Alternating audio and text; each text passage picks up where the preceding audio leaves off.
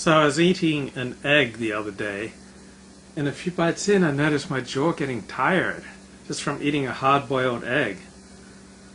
Oy vey, I've had TMJ, like a sore jaw, for, I don't know, about 25 years. I think perhaps I would trace its origins to my chronic fatigue syndrome, which hit me in 1988 and severely diminished my ability to exercise.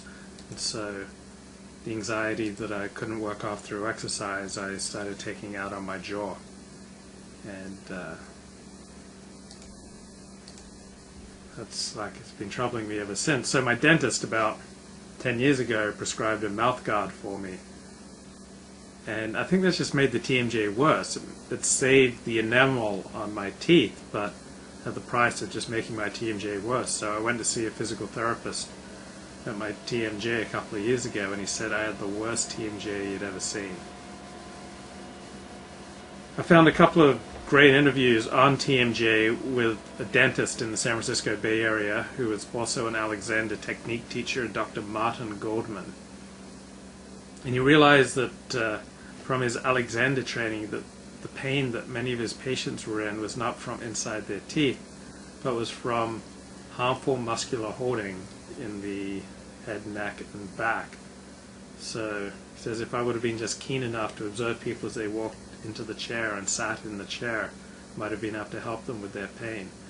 Dr. Janet Travell, who was President Kennedy's personal physician, said that pain in the head, neck, and back is at least 90% muscular holding patterns.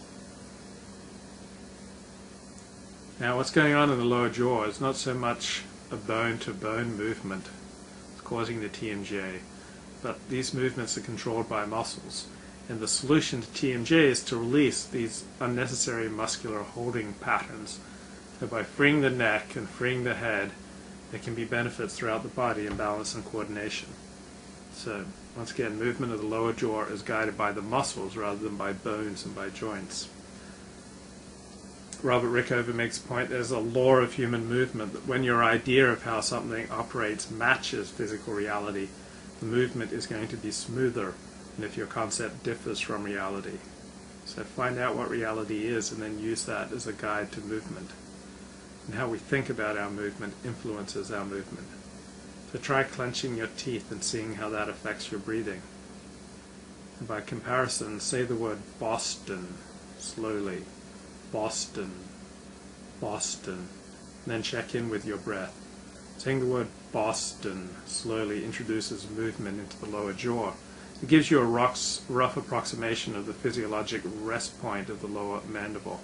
So all the muscles that are open and close your lower jaw are in balance and are at their most ready for movement.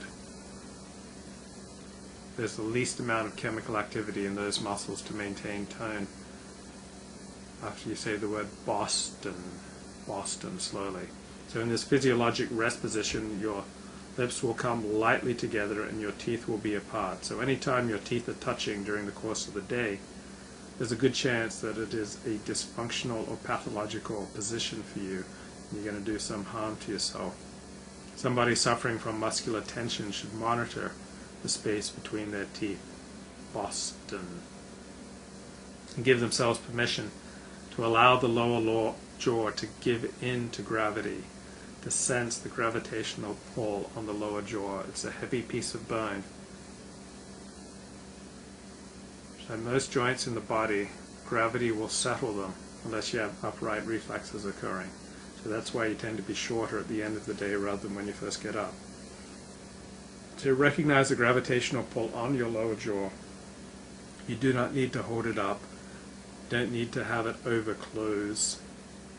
If you can sense your physiologic rest position, your overall well-being will improve. So see how little work you can do to open your mouth by just allowing your lower jaw to fall away.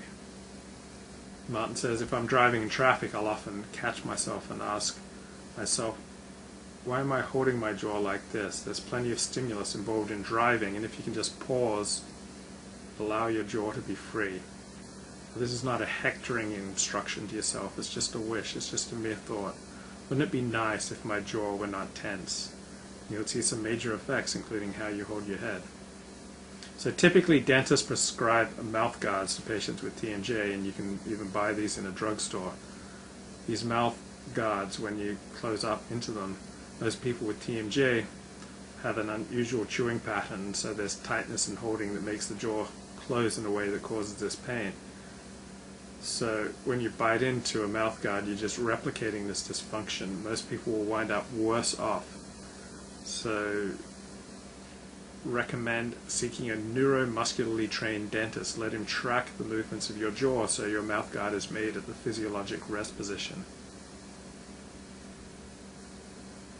There's this dentist in Halifax who had a lobster fisherman come into his office, and this fisherman had terrible headaches.